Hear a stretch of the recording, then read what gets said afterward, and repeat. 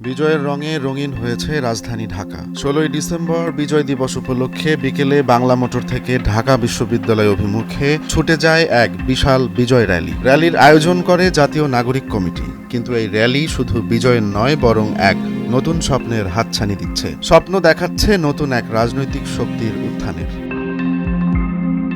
এর আগে জাতীয় নাগরিক কমিটির পক্ষ থেকে ছোট আকারে বিভিন্ন কর্মসূচি পালন করা হলেও এটি ছিল গণ অভ্যুত্থানের পর আনুষ্ঠানিকভাবে প্রথম বিজয় র্যালি। আর এবার নাগরিক কমিটি গড়ে তুলতে চলেছে দেশের নতুন রাজনৈতিক শক্তি। ছাত্র জনতার সাম্প্রতিক অভ্যুত্থানের সফল নেতৃত্বে যারা ইতোমধ্যেই প্রমাণ করেছে যে তারা পারেন।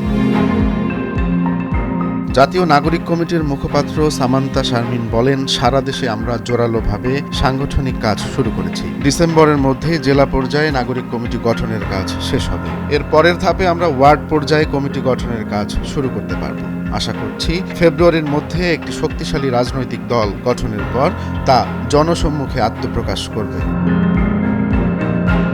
তবে সব মহলে একটি প্রশ্ন ঘুরপাক খাচ্ছে, কোন আদর্শ নিয়ে গড়ে উঠবে এই দল? নতুন দল কি সত্যি জনগণের আস্থা অর্জন করতে পারবে, নাকি আগের অনেক রাজনৈতিক দলের মতোই এবারের উদ্যোগও ব্যর্থ হবে? তবে নাগরিক কমিটির পক্ষ থেকে বলা হচ্ছে, তৃণমূলে সাংগঠনিক কাঠামো তৈরি হলে দল এমনিতেই দাঁড়িয়ে যাবে।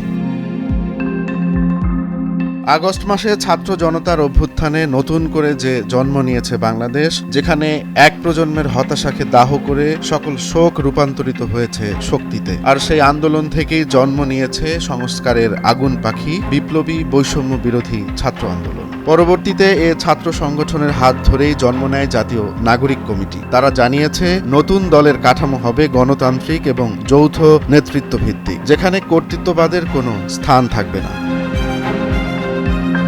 এ বিষয়ে গণমাধ্যমের সঙ্গে কথা বলেন জাতীয় নাগরিক কমিটির সদস্য সচিব মোহাম্মদ আখতার হোসেন। তিনি বলেন, আমরা এখনই ক্ষমতার জন্য দৌড়ঝাঁপ শুরু করতে চাই না, বরং সবার আগে আমরা চাই একটি গ্রহণযোগ্য রাজনৈতিক শক্তি গড়ে উঠুক, যেখানে ভূমিকা থাকবে নাগরিক কমিটি। পাশাপাশি দলে বৈষম্য বিরোধী ছাত্র আন্দোলনেরও থাকবে গুরুত্বপূর্ণ ভূমিকা।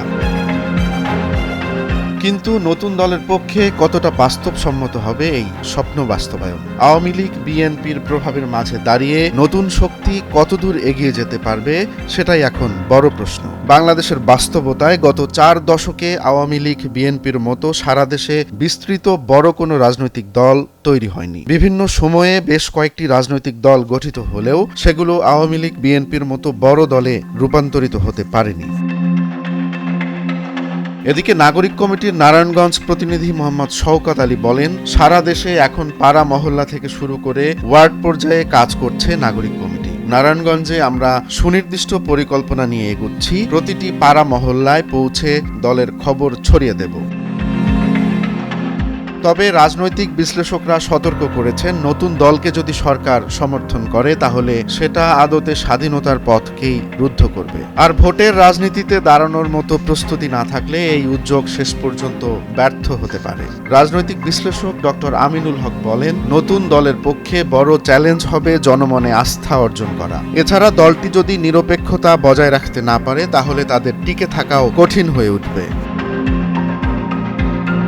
ছাত্র জনতার অভ্যুত্থান থেকে বিজয় র্যালি সবখানেই এখন প্রতিফলিত হচ্ছে নতুন সম্ভাবনার প্রতিচ্ছবি। তবে এই সম্ভাবনা বাস্তবে রূপ নিতে হলে প্রয়োজন আপোষহীন এক আদর্শিক শক্তির, একই সঙ্গে প্রয়োজন জনসমর্থনেরও। আর এ উদ্দেশ্যেই বাংলাদেশে একক শীর্ষ নেতৃত্বের যে ধারণা, তা থেকে বেরিয়ে আসতে চাইছে দলটি। এখন সবার সামনে প্রশ্ন, তরুণ প্রজন্ম কি পারবে নতুন এক রাজনৈতিক শক্তিকে অপ্রতিদ্বন্দ্বী করে গড়ে তুলতে, নাকি বরাবরের মতোই ব্যর্থ হবে সকল রাজনৈতিক সংস্কার উদ্যোগ? এ প্রশ্নের উত্তর হয়তো তরুণ প্রজন্মই বলে দেবে।